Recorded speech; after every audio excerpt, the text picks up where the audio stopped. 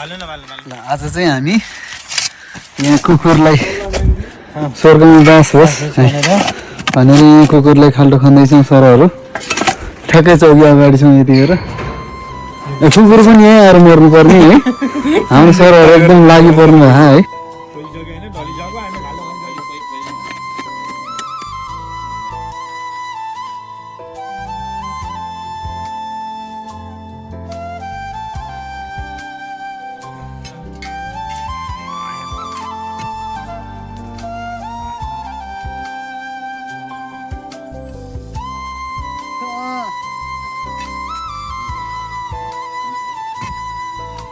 यो कुकुरको बानी पहिल्यैदेखि खराब चाहिँ चल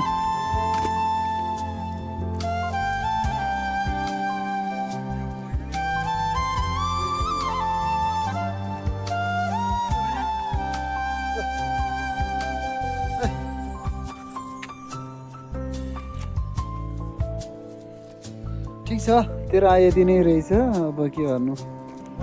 बच्चालाई नटोक्या भए अलिक धेरै समयसम्म बाँच्थ्यो होला सिधै सर मरिसक्यो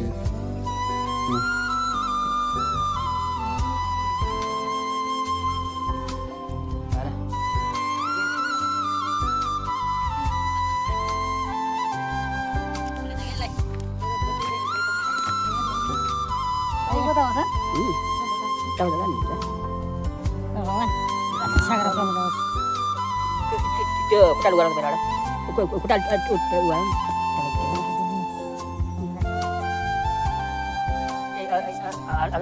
धुबाल्ने हुन्छ पुरै धुबाल्ने हुन्छ है तिमी एउटा गर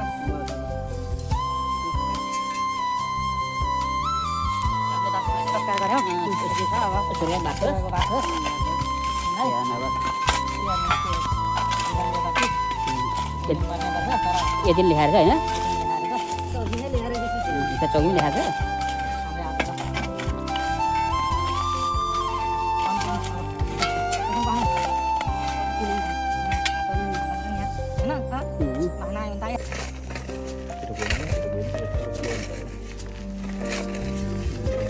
गएर नि लासै भइसकेको छ नि होइन तिनी रहेछ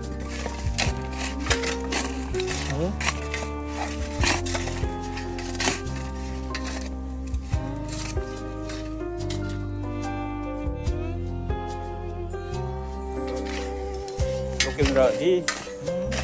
हाम्रो शेरे भाइ त्यसपछि आएर हाम्रो राजकुमारजी त्यहाँबाट आएर हल्टा पनि हुन्थ्यो यहाँ ए हल्टा फेरि किन भाग्या नभाग्यो सामाजिक काम हो त यार सामाजिक काम हो त्यो हामीले गर्नुपर्ने काम हो यो त पुण्य काम हो पुण्य भयो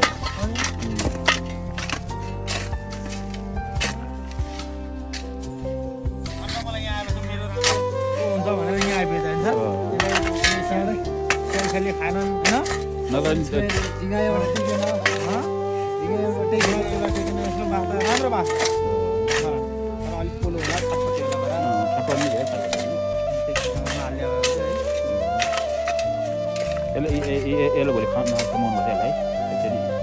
फेरि यहाँ के गाडी छ भन्नु फेरि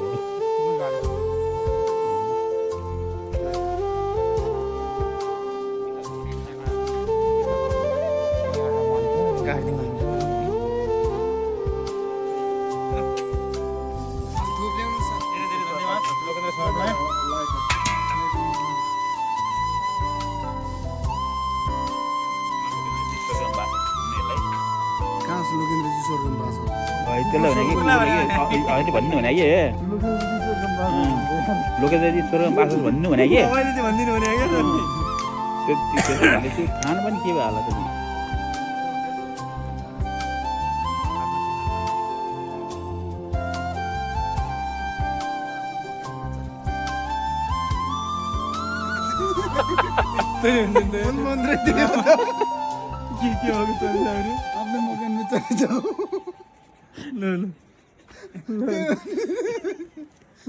मन्त्र छ भने अरू पनि भन्नु है मलाई आउँदैन फेरि अरू भाषा चाहिँ अम्मन पेमुङ सित्यो अरू मकन बिचले छ जे गर्न जाऊ होइन यो जेम्सको नाममा हो दुईटा धुप बाल्दिएँ मैले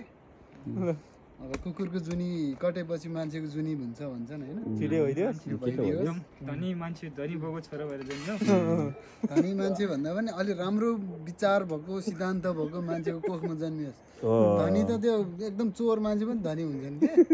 कुरा बुझ्नु पर्यो दुःखमा जाने त्यो एकदम गरिब अलि अलि नाम उच्च अलि देशभक्त टाइपको मान्छेको उसमा कोखमा जन्मियोस्। यो धनीको कोखमा जन्मियो भने झन् लोभी हुन्छ झन् अपराधी हुन्छ होइन साँच्ची भनेको के ल त्यो अब छोडिदिउँ आज हामी छोडिदिउँ ल यो राख्नु राखौँ सर यसलाई